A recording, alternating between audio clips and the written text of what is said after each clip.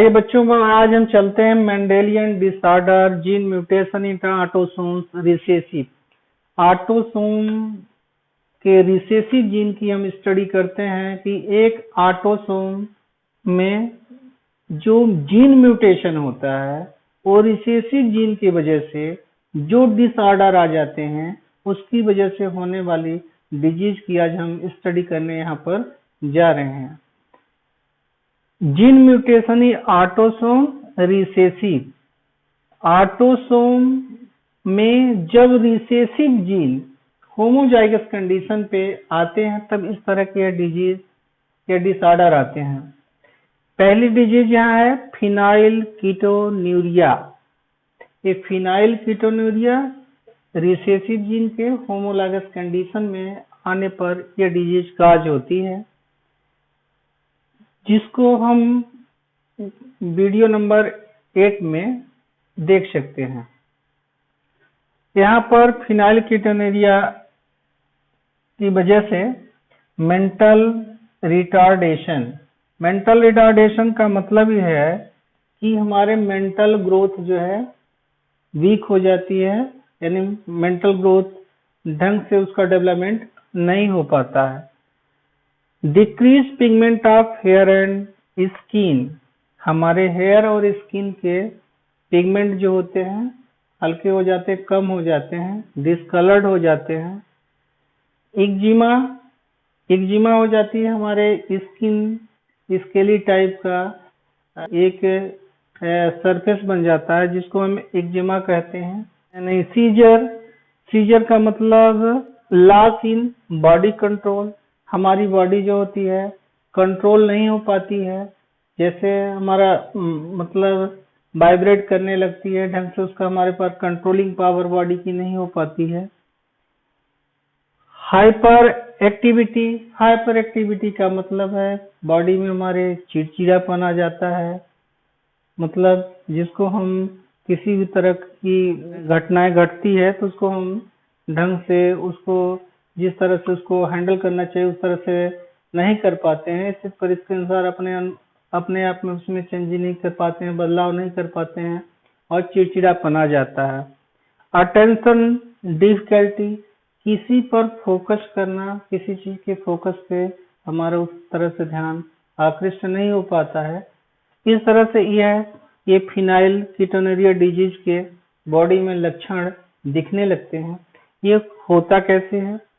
ये phenyl alanine जो होता है हमारी बॉडी में एक तरह का अमीनो एसिड होता है। ये अमीनो एसिड इस रिसेसिव जीन की वजह से ये फिनाइल एलानिन हाइड्रोलेज का फॉर्मेशन नहीं होता है, जिसकी वजह से ये फिनाइल एलानिन जो है increase concentration gets deposited into brain. जब फिनाइल एलानिन हाइड्रोलेज एंजाइम का फॉर्मेशन नहीं हो पाता, ये फिनाइल एलानिन जो होता है हमारे ब्रेन में इकट्ठा होने लगता है, कलेक्ट होने लगता है, जिसकी वजह से हमारे ब्रेन में मेंटल रिटार्डेशन काज हो जाता है, यानी बच्चे का मानसिक विकास ढंग से नहीं हो पाता है। इसके बाद ये जो फिनाइल एलानिन हाइड्रोलेज एंजाइम होता है, इसकी वजह से ये क्या होता है कि ये टायरोसिन में कन्वर्ट होता है, और जब टायरोसिन में कन्वर्ट हो जाता है तो ये टायरोसिन डायरेक्टली जो होता है मेलेनिन में कन्वर्ट हो जाता है।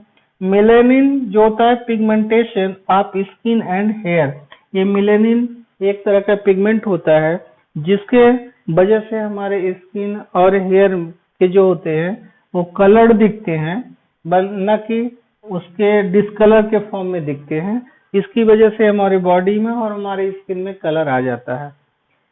और ये टायरोसिन हाइड्रोलेज एंजाइम की वजह से ये चेंज होता है 3,4 डाइहाइड्रॉक्सी फिनाइल एलानिन।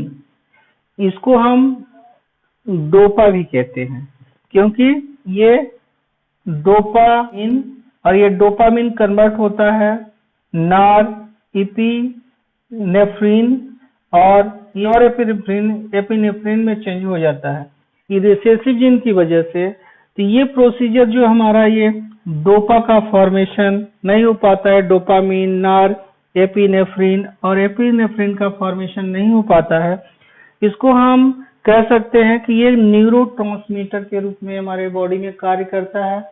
यानी इस तरह से आप सेंसेशन की तरह में बिहेव करता है बॉडी से, पूरे बॉडी में ट्रांसमिशन होता है जो जिसको हम ट्रांसमीटर बोलते हैं।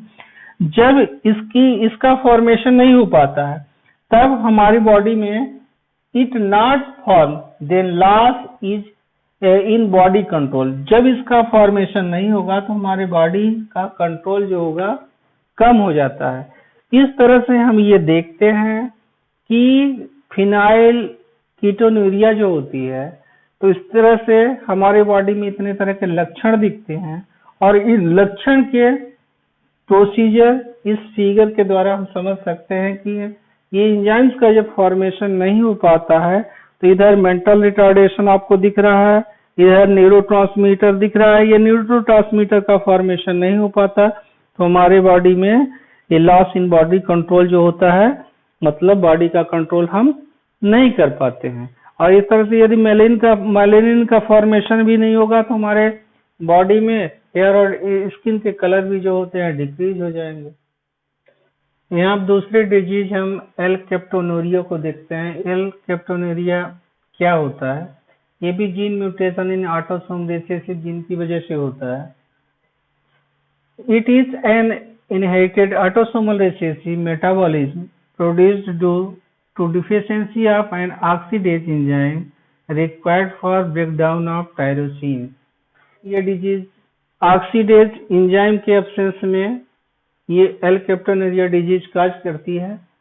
ऑक्सीडेज एंजाइम जो टायरोसिन को ब्रेक डाउन करता है और ये टायरोसिन को ब्रेक डाउन एंजाइम के एब्सेंस में न हो पाने के कारण ये टायरोसिन जो होता है ऑक्सीडेज एंजाइम के एब्सेंस में ये टॉक्सिक बाय प्रोडक्ट के फॉर्म में कलेक्ट होने लगता है। एक एंजाइम जिस एंजाइम का नाम है होमोजेनेटिक एसिड का ये फॉर्मेशन करता है, इस फॉर्म में वो एक्यूमुलेट्स होता है, कलेक्ट होने लगता है। ये एल कैप्टोनूरिया जो होता है ये क्रोमोसोम नंबर 3 के एबनॉर्मल या म्यूटेशन की वजह से इस एंजाइम का ऑक्सीडेज एंजाइम का फॉर्मेशन नहीं हो पाता है। तो यहाँ पर ये पॉइंट है, lack of enzyme is due to absence of normal form of gene on chromosome number 3 that control synthesis of enzyme. जब क्रोमोसोम नंबर 3 में जीन म्यूटेशन होता है तब इस एंजाइम का फॉर्मेशन नहीं हो पाता है, यानी ऑक्सीडेज एंजाइम का फॉर्मेशन नहीं हो पाता है, जिसकी वजह से एल कैप्टोनूरिया डिजीज काज हो जाती है। और जब ऑक्सीडेज एंजाइम की डिफिशियंसी हो जाती है तब टायरोसिन जो होती है वो कन्वर्ट नहीं हो पाती है, बाई प्रोडक्ट के रूप में होमोजेनेटिक एसिड के फॉर्म में अपने बॉडी में एक्यूमुलेट होने लगती है, जिसकी वजह से बॉडी में बहुत सारे सिम्टम्स दिखने लगते हैं। Urine of this patient turn black if allowed to stand in air for a long time.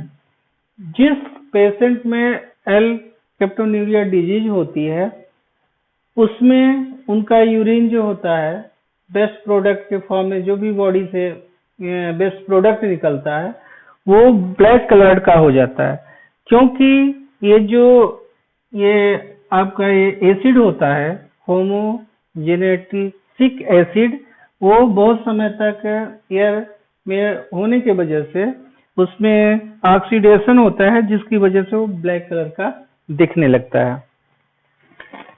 दूसरा इसका सिम्टम्स है dark spot on white part of eye. हमारे आंख के व्हाइट पार्ट में ये डार्क स्पॉट दिखने लगता है, वो उसका मतलब रिप्रेजेंटेशन होता है कि ये एल कैप्टोनूरिया, उसका लक्षण दिखने लगता है कि ब्लैक कलर का जब स्पॉट हमारे आंख में बनने लगते हैं। डार्केंड कार्टिलेज ऑफ ईयर, हमारे जो कान के कार्टिलेज होते हैं उसमें भी डार्क के फॉर्म में हमारा कार्टिलेज चेंज होने लगता है। Dark spot around sweat gland, हमारे स्वेट ग्लैंड के जहाँ से पसीना निकलता है स्वेट ग्लैंड, वो उसमें भी जो डार्क कलर के स्पॉट दिखने लगते हैं। इस फिगर के माध्यम से यहाँ पर इसके सिम्टम्स को भी हम पहचान सकते हैं कि एल कैप्टोनुरिया में कौन कौन से सिम्टम्स हमको दिखाई देते हैं। इस तरह से यहाँ पर ये फिगर के माध्यम से इसको और ढंग से समझा जा सकता है। यहाँ तीसरी चीज हम एल्बिनिज में ले रहे हैं। ये भी एल्बिनिज जो होती है gene mutation in autosomal recessive gene की वजह से होती है। It is an autosomal recessive genetic disorder, ये भी जो ऑटोसोमल रिसेसिव डिसऑर्डर की वजह से हो रहा है। It is caused by absence of enzyme tyrosinase, ये टायरोसिनेज एंजाइम के एब्सेंस में होता है। टायरोसिनेज एंजाइम का फॉर्मेशन जीन म्यूटेशन की वजह से नहीं हो पाता है, जिसकी वजह से ये एल्बिनिज्म काज करती है। और ये टायरोसिनेज एंजाइम जो होती है वो मेलानिन पिगमेंट के फॉर्मेशन के लिए आवश्यक होती है, जो फिनाइल एलानिन से टायरोसिन और टायरोसिन से मेलानिन पिगमेंट का फॉर्मेशन होता है। एल्बिनोज मतलब एल्बिनिज्म इंडिविजुअल्स जिसमें यह डिजीज काज होती है उसको हम एल्बिनोज बोलते हैं। Lack dark pigment melanin skin hair and iris, उनके बॉडी में डार्क जो पिगमेंट मेलानिन होता है वो स्किन में, हेयर में और आइरिस में कम होता चला जाता है। They also have poor vision, उनको कम दिखना प्रारंभ हो जाता है। इसके सिम्टम्स के लक्षण जो है ब्लड विजन और sensitivity of light, under develop optic nerve, loss of skin colour. World vision का मतलब हुआ कि धुंधलापन जिनको दिखता है, धुंधलापन दिखने लगता है, जिसकी वजह से जिसमें डिजीज काज होती है धुंधलापन दिखने लगता है। Sensitivity to light, sensitive to light का मतलब है कि लाइट जब सामने पड़ती है तो चमकने लगती है लाइट।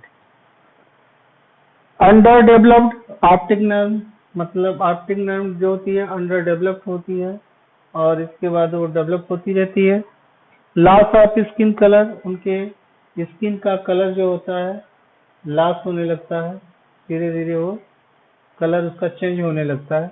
इस तरह से एल्बिनिज्म के कैरेक्टर हैं जो इस फिगर के माध्यम से देखा जा सकता है। आज हम Mendelian disorder sickle cell anaemia के बारे में देखने जा रहे हैं। जीन म्यूटेशन इन ऑटोसोम्स, यहाँ पर फर्स्ट पॉइंट है it is an autosomal recessive disorder in which the affected individual produce the Altered form of haemoglobin. ये जो होता है ऑटोसोमल रिसेसिव डिसऑर्डर की वजह से इसमें सिकल सेल एनीमिया काज होता है, जिसमें जो व्यक्ति जो इंडिविजुअल्स अफेक्टेड होता है उसमें दो तरह के हीमोग्लोबिन या दो तरह के उसमें जीन होते हैं। पहला जो है HbA जीन, ये जो प्रोड्यूस करता है हीमोग्लोबिन ए को प्रोड्यूस करता है, ये कॉमनली होता है। Affected individuals are homozygous for the HbS allele and produce hemoglobin S। जो इंडिविजुअल्स अफेक्टेड होता है वो टोटली जो होता है होमोजाइगस कंडीशन पर वो दिखता है। होमोजाइगस कंडीशन का मतलब ये है कि HbS allele and produce haemoglobin S, वो हीमोग्लोबिन S को प्रोड्यूस करता है। नेक्स्ट पॉइंट है there RBC deformed into sickle shaped under low oxygen concentration, मतलब उसका RBC जो होता है वो हाशियाकार रूप में ऑक्सीजन के लो कंसंट्रेशन में वो हाशियाकार का रूप ले लेता है, जिसकी वजह से वो सिकल शेप्ड में उसका ब्लड आरबीसी जो होता है सिकल सेल्ड में आ जाता है। Individual with heterozygous condition HbA-HbS और सिकल सेल कैरियर, जो हेटेरोजाइगस कंडीशन होगा, हेटेरोजाइगस कंडीशन का मतलब है जिसमें हीमोग्लोबिन ए और हीमोग्लोबिन एस दोनों प्रोड्यूस हो, यहाँ पर ये हेटेरोजाइगस कंडीशन है, ना कि होमोजाइगस कंडीशन, बिकॉज यहाँ HbA-HbS दोनों टाइप के यहाँ जीन है। HbA जीन ये हीमोग्लोबिन ए को प्रोड्यूस करेगा और दूसरा जो है आपका यहाँ पर जो HbS जो है वो हीमोग्लोबिन एस को प्रोड्यूस करेगा, जिसकी वजह से इसमें दोनों होते हैं HbA और HbS, ये जो दोनों होंगे उसमें क्या कहेंगे, उसको हम एक कैरियर के फॉर्म में कहेंगे, ये इंडिविजुअल्स जो है कैरियर के रूप में है। And are resistance to malaria as plasmodium can not complete its life cycle in sickle celled RBC, मतलब ये मलेरिया के लिए क्या होता है, रेजिस्टेंस होता है। इस क्यों रेजिस्टेंस होता है, क्योंकि इसमें जो प्लाज्मोडियम है अपनी लाइफ साइकिल पूरी आरबीसी में पूरी लाइफ साइकिल जो होती है पूरी नहीं कर पाता है, जिसकी वजह से ये क्या करता है, सिकल सेल्ड आरबीसी को हम ये कहते हैं कि ये रेजिस्टेंट वैरायटी है। यहाँ पर इसके द्वारा हम ये देख सकते हैं कि हीमोग्लोबिन जो हमारा होता है उसमें 4 पॉलीपेप्टाइड चेन होते हैं। 4 पॉलीपेप्टाइड चेन में 2 अल्फा चेन होता है और 2 बीटा चेन होती है। 2 अल्फा चेन जो होती है उसमें 141 अमीनो एसिड्स का बना होता है और जो बीटा चेन है वो 146 अमीनो एसिड का बना होता है। ये जो बीटा चेन है उसमें जो 146 अमीनो एसिड है उसके 6th पोजीशन की जो अमीनो एसिड होती है ये होती है ग्लूटामिक एसिड होती है। 6th पोजीशन की अमीनो एसिड ग्लूटामिक एसिड होती है, जो controlled by dominant gene A, जो डोमिनेंट जीन ए की वजह से उसका फॉर्मेशन होता है। लेकिन जब ये हीमोग्लोबिन एस कि जब जीन होमोजाइगस के कंडीशन में आता है, होमोजाइगस रिसेसिव जीन यस की वजह से ग्लूटामिक की जगह बेलिन ले लेता है, ग्लूटामिक रिप्लेस्ड बाय बेलिन। जब होमोजाइगस रिसेसिव जीन यस आ जाता है होमोजाइगस के कंडीशन में, तब ग्लूटामिक एसिड बेलिन के द्वारा रिप्लेस हो जाता है, जिसकी वजह से HbS का फॉर्मेशन होता है, जो एक हाशियाकार सिकल सेल के रूप में वो अपना आकार आरबीसी चेंज कर देता है। वहां पर ऑक्सीजन की कंसंट्रेशन लो हो जाती है और वो सिकल सेप्ट के रूप में इसका फॉर्मेशन हो जाता है। तब हम उसको क्या कहेंगे, वो sickle cell anaemia affected individuals का वहां पर फॉर्मेशन हो जाता है, या sickle cell anaemia individual affected वो कहलाता है।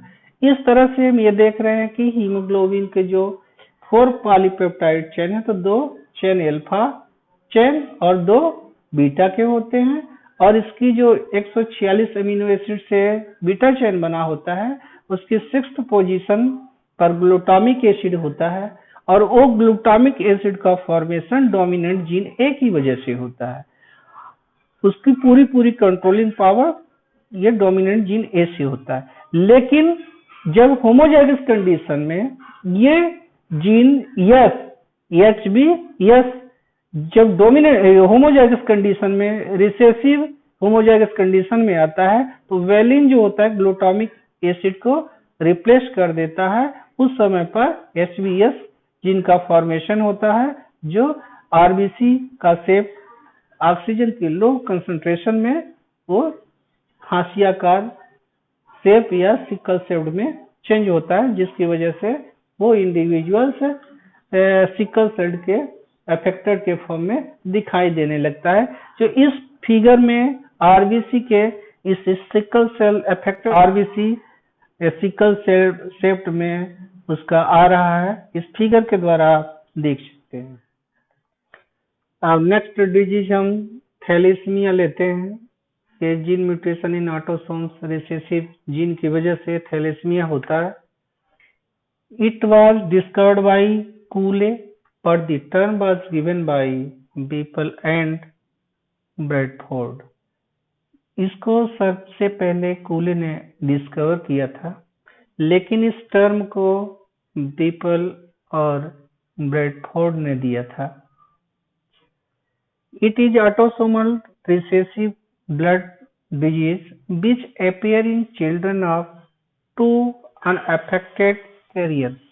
इसमें ये थैलेसीमिया जो डिजीज होती है वो ऑटोसोमल रिसेसिव ब्लड डिजीज होती है, जो बच्चों में देखी जाती है जिनके पेरेंट्स हेटेरोजाइगस की कंडीशन में हो। हेटेरोजाइगस के कंडीशन में जब होते हैं वो कैरियर के फॉर्म में दिखते हैं, लेकिन ये बच्चों में दिखता है जब इनके पेरेंट्स हेटेरोजाइगस कंडीशन में हो। The defect can occur due to mutation or deletion of gene controlling formation of globin chain of hemoglobin। Haemoglobin के अल्फा और बीटा चेन का जो जीन फॉर्मेशन करता है, तो उस जीन में म्यूटेशन अथवा डेलीटेशन होता है, उसकी वजह से यह डिजीज थैलेसीमिया डिजीज काज करती है। नेक्स्ट पॉइंट है imbalanced synthesis of globin chain of haemoglobin cause anaemia. इसका मतलब है कि ग्लोबिन चेन का फॉर्मेशन या संश्लेषण में इम्बैलेंस जब हो जाता है, बैलेंस के फॉर्म में चेन का फॉर्मेशन नहीं होता है, जिसकी वजह से एनीमिया काज हो जाती है। उस एनीमिया को हम क्या कहते हैं? थैलेसीमिया है। ये थैलेसीमिया जो होती है 3 तरह की होती है, अल्फा थैलेसीमिया, बीटा थैलेसीमिया और डेल्टा थैलेसीमिया। इस तरह से हम ये कह सकते हैं कि एक तरह से इम्बैलेंस सिंथेसिस ग्लोबिन चेन का जब हीमोग्लोबिन का होता है या ग्लोबिन चेन का फॉर्मेशन बैलेंस के फॉर्म में नहीं होता, तब ये इंडिविजुअल्स में एनीमिया काज हो जाती है, जिसको हम थैलेसीमिया कहते हैं। ये 3 तरह की जो थैलेसीमिया होती है उसको हम नेक्स्ट स्लाइड में एक डिफर करके बताते हैं कि कैसे एक दूसरे को हम डिफरेंशिएट करते हैं और इसको कैसे हम जानते हैं। यहाँ पर हम थैलेसीमिया के टाइप्स को आपको बताने जा रहे हैं कि थैलेसीमिया कितने प्रकार का होता है। थैलेसीमिया को हमने पहले ही भी बताया कि थैलेसीमिया एक ग्लोबिन चेन में जो विकृति उत्पन्न होती है, यानी ग्लोबिन चेन का फॉर्मेशन नहीं होता, जिसी को हम एनीमिया के रूप में भी कहते हैं, उसी को हम थैलेसीमिया यहाँ पर ले रहे हैं, थैलेसीमिया कहते हैं उसको। तो हमने बताया था कि थैलेसीमिया 3 तरह के होते हैं, alpha thalassaemia, beta, delta thalassaemia. यहाँ पर हम देखते हैं तीनों एक दूसरे से कैसे डिफरेंशिएट होते हैं। अल्फा थैलेसीमिया को हम देखते हैं caused by defective formation of alpha globin. ये जो होता है अल्फा ग्लोबिन के डिफेक्टिव फॉर्मेशन की वजह से होता है। मतलब कहने का मतलब कि अल्फा ग्लोबिन का फॉर्मेशन ढंग से नहीं होता, जिसकी वजह से ये अल्फा थैलेसीमिया होती है। क्योंकि हमने ये बताया था कि जो हीमोग्लोबिन होता है उसमें 2 चेन होती है, एक अल्फा चेन और दूसरी बीटा चेन। तो यहाँ पर कह रहा है कि caused by defective formation of alpha globin.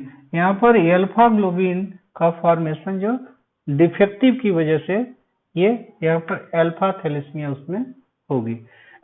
Beta thalassaemia क्या है? There is decreased synthesis of beta globin. यहाँ बीटा ग्लोबिन का फॉर्मेशन जो हो रहा है कम हो रहा है, जिसकी वजह से इसको हम बीटा थैलेसीमिया कहते हैं। और दूसरी पॉइंट यहाँ पर है controlled by gene present on chromosome number 16 HBA and HBA2 with total 4 allele.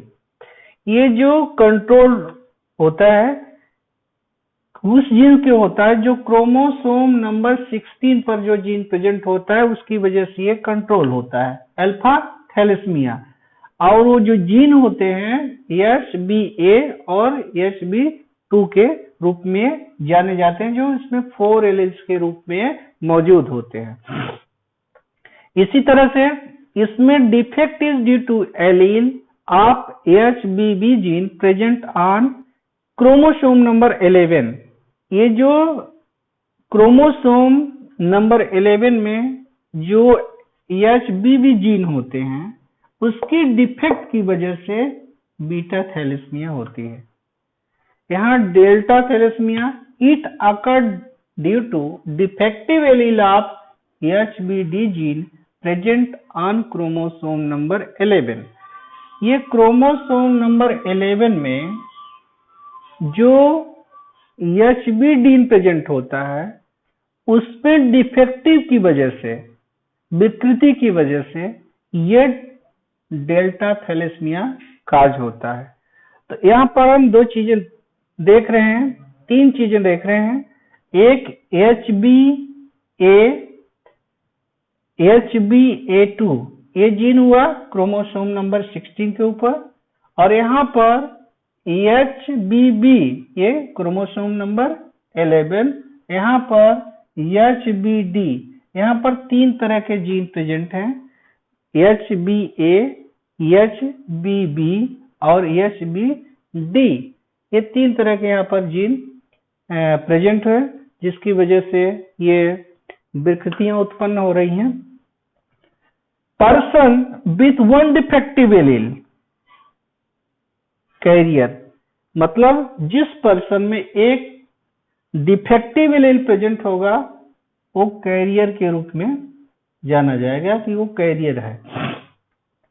Person with 2 defective alleles produce, मतलब जिस पर्सन में 2 डिफेक्टिव एलील्स प्रोड्यूस होंगे उसका मतलब है कि थैलेसीमिया वो माइनर के केस में है। There is anaemia, jaundice, hepatosplenomegaly. इसका मतलब है स्वेलिंग लीवर एंड स्प्लीन। इसके द्वारा क्या होता है, स्प्लीन और लीवर में स्वेलिंग आ जाती है। Defective alleles kills the developing fetus। इसमें क्या होता है कि ये डिफेक्टिव एलील जो होते हैं, जब चाइल्ड का डेवलपमेंट होता है उसके पहले ही ये, उसके जन्म के पहले, मतलब डेवलपमेंट के पहले ही उसकी क्या होती है, डेथ हो जाती है, जिसमें ये डिफेक्टिव एलील्स मौजूद होते हैं। बीटा थैलेसीमिया में पर्सन विथ 1 डिफेक्टिव एलील, मतलब जिस पर्सन में एक डिफेक्टिव एलील होता है उसको हम माइनर थैलेसीमिया के रूप में जानते हैं। With lesser amount of haemoglobin, उसमें कम मात्रा में हीमोग्लोबिन पाई जाती है। पर्सन विथ 2 डिफेक्टिव एलील्स उसको हम कूलेज और थैलेसीमिया मेजर बोलते हैं। इस केस में जिस पर्सन में 2 डिफेक्टिव एलील होते हैं उसको हम कूलेज एनीमिया अथवा थैलेसीमिया मेजर या मेजर थैलेसीमिया के रूप में उसको हम जानते हैं। यहाँ पर एक पॉइंट ये है, thalassaemia is a quantitative problem of synthesis too few globin molecule, while sickle cell anemia is a qualitative problem of defective functioning of globin molecules। यहाँ 2 चीजें हैं, एक क्वांटिटेटिव प्रॉब्लम है और सिकल सेल एनीमिया में qualitative problem है। Quantitative का problem का मतलब ये है कि जो ग्लोबिन चेन में अल्फा और बीटा है, अल्फा ग्लोबिन और बीटा ग्लोबिन का फॉर्मेशन होता है, उसके नंबर में कमी आ रही है, विकृति आ रही है, उसको हम quantitative problem of synthesis of few globin molecules के रूप में उसको जानते हैं। सिकल सेल एनीमिया में ये अल्फा ग्लोबिन बीटा ग्लोबिन का फॉर्मेशन हो रहा है, लेकिन वहां पर उसकी आरबीसी की शेप जो हो रही है वो चेंज हो रही है, वो सिकल्ड फॉर्म में आ रही है, हाशियाकार शेप में आ रही है। तो वहां पर क्वालिटी उसकी चेंज हो रही है, क्वांटिटी नहीं चेंज हो रही है। लेकिन बट इस केस में हम थैलेसीमिया में देख रहे हैं कि ये अल्फा ग्लोबिन का जो फॉर्मेशन हो रहा है उसमें कमी आ रही है, विकृति उत्पन्न हो रही है। लेकिन उस केस में सिकल सेल एनीमिया के केस में इसमें अल्फा और बीटा ग्लोबिन में विकृति नहीं हो रही है, फॉर्मेशन तो हो रहा है, उसके शेप चेंज हो रहे हैं। अब हम नेक्स्ट डिजीज हम लेते हैं सिस्टिक फाइब्रोसिस। यहाँ पर फर्स्ट पॉइंट है, it is an abnormal recessive disorder of infants and young adults that is due to a recessive autosomal allele present on chromosome number 7। ये डिजीज जो होती है एबनॉर्मल रिसेसिव डिसऑर्डर बच्चों अथवा Young's में, ये दोनों में ये देखी जा सकती है, जो कि क्रोमोसोम नंबर 7 में जो रिसेसिव जीन ऑटोसोमल एलील्स में प्रेजेंस होते हैं, उसकी वजह से ये डिजीज होती है। The disease gets its name from the fibrous cysts that appear in pancreas। ये डिजीज जो होती है फाइब्रस सिस्ट के नारी के रूप में जो पैंक्रियाज में ये देखा गया था। There is a production of defective glycoprotein। ये डिफेक्टिव ग्लाइकोप्रोटीन की वजह से ये डिजीज काज होती है। It cause formation of thick mucus in skin, lungs, pancreas, liver and other secretory organs. ये डिफेक्टिव ग्लाइकोप्रोटीन की वजह से ये थिक म्यूकस का फॉर्मेशन करता है। इन स्किन से जो सेक्रेटरी प्रोडक्ट जो निकलते हैं, लंग्स से जो सेक्रेटरी प्रोडक्ट निकलते हैं, किसी भी ऑर्गन से सेक्रेटरी प्रोडक्ट निकलते हैं, वो उसको थिक के फॉर्म में वो थिक बना देता है। इस डिजीज के सिम्टम्स या लक्षण, इसको हम लक्षण कह सकते हैं कि जिस में सिस्टिक फाइब्रोसिस जिस इंडिविजुअल्स में काज करती है उसमें ये सिम्टम्स, ये लक्षण देखे जा सकते हैं।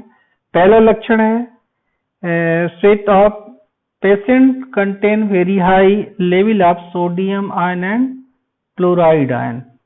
मतलब जिस पेशेंट में सोडियम आयन और क्लोराइड आयन की लेवल ज्यादा होता है तो उसमें हम कह सकते हैं कि उसमें इट में भी पॉसिबल उसमें हो सकता है, ऐसा कह सकते हैं कि ये लक्षण दिखाई देते हैं तो ये ऐसा हो सकता है। Accumulation of thick mucus in lungs result in obstruction of airway and create infection in lung or bronchi।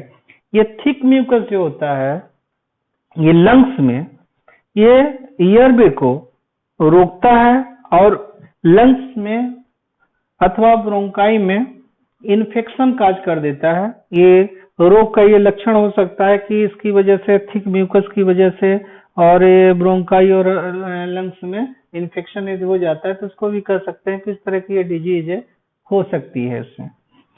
Liver में अंडरगो सिरोसिस, मतलब लीवर अंडरगो सिरोसिस का मतलब है कि डीजेनरेशन ऑफ लीवर, मतलब लीवर धीरे धीरे क्या होता है, खत्म होना प्रारंभ हो जाता है जब इस तरह के केसेज आ जाते हैं कि थिक म्यूकस का फॉर्मेशन होता है।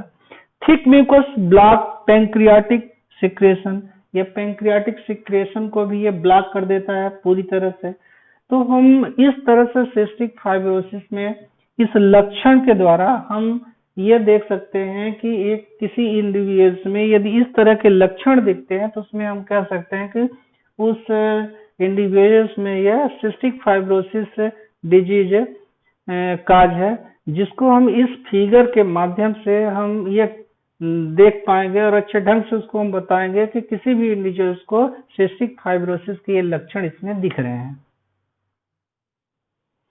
अब हम लेते हैं टे सेट डिजीज को।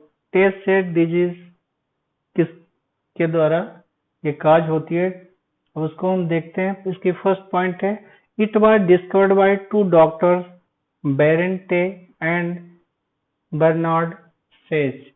ये जो डिजीज खोज की गई थी 2 डॉक्टर्स के द्वारा खोज की गई थी।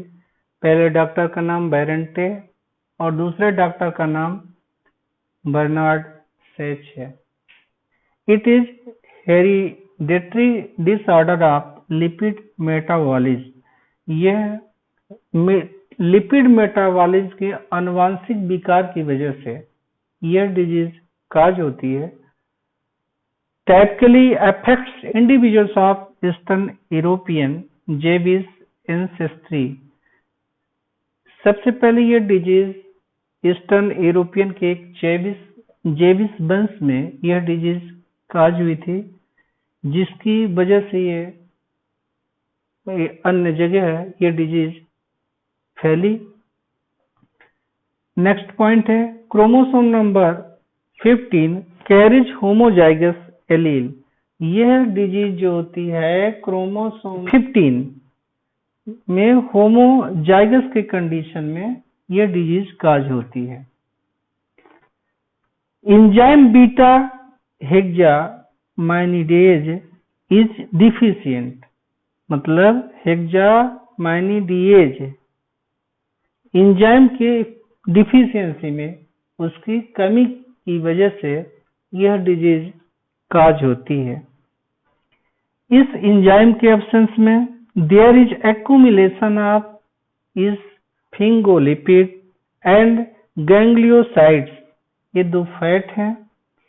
इस एंजाइम्स की वजह से हेक्सामाइनिडेज एंजाइम के एब्सेंस में स्फिंगोलिपिड और गैंग्लियोसाइड फैट जो होते हैं वो अक्यूमुलेट होने लगते हैं। अक्यूमुलेट मतलब संचित होने लगते हैं ब्रेन में, जिसकी वजह से हमारी नर्व सेल्स जो होती हैं डैमेज होने लगती हैं।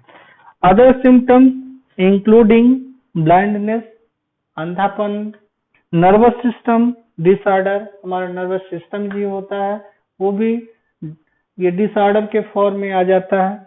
इस तरह से इसमें यह सिम्टम्स हमको दिखने की वजह से हम कह सकते हैं उसमें टे सेट डिजीज इंडिविजुअल्स में काज हुई है।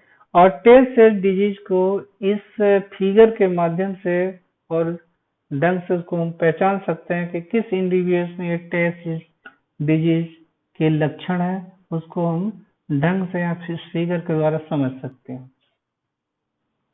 नेक्स्ट डिजीज हम गाउचर डिजीज को देखते हैं। गाउचर डिजीज है क्या?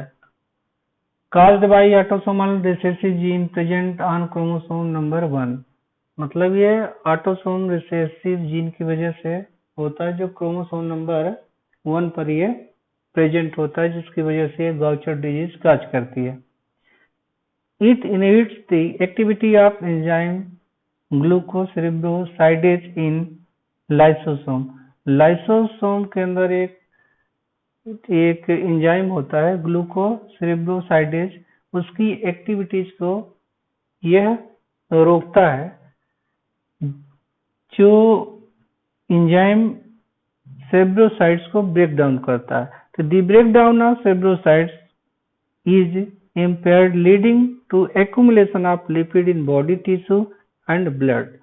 तो ये जो एंजाइम ग्लूकोसेरेब्रोसाइडेज है वो सेरेब्रोसाइड को ब्रेक डाउन करता है। तो जो इसकी वजह से इस रिसेसिव जीन की वजह से ये सेरेब्रोसाइड को ब्रेक डाउन नहीं कर पाता, जिसकी वजह से ये हमारे बॉडी में टिश्यू और ब्लड में ये लिपिड कलेक्ट होने लगता है, इकट्ठा होने लगता है, एक्यूमुलेट होने लगता है, जिसकी वजह से यह डिजीज काज होती है। There is accumulation of cerebroside, there is enlargement of spleen and liver and expansion of some of limbs bone. इसकी वजह से, एक्यूमुलेशन ऑफ सेरेब्रोसाइट की वजह से हमारे स्प्लीन और लीवर की साइज जो होती है इनलार्ज होने लगती, बढ़ने लगती है, बढ़ जाती है। And expansion of some of limbs bones, जो हमारे हाथ पैर के बोन्स होते हैं वो बढ़ने लगते हैं। इस डिजीज को हम गाउचर्स डिजीज के नाम से जानते हैं। गाउचर डिजीज को इस फिगर के माध्यम से और ढंग से उसके कैरेक्टर को, उसके लक्षण को इस फिगर के माध्यम से देखा जा सकता है।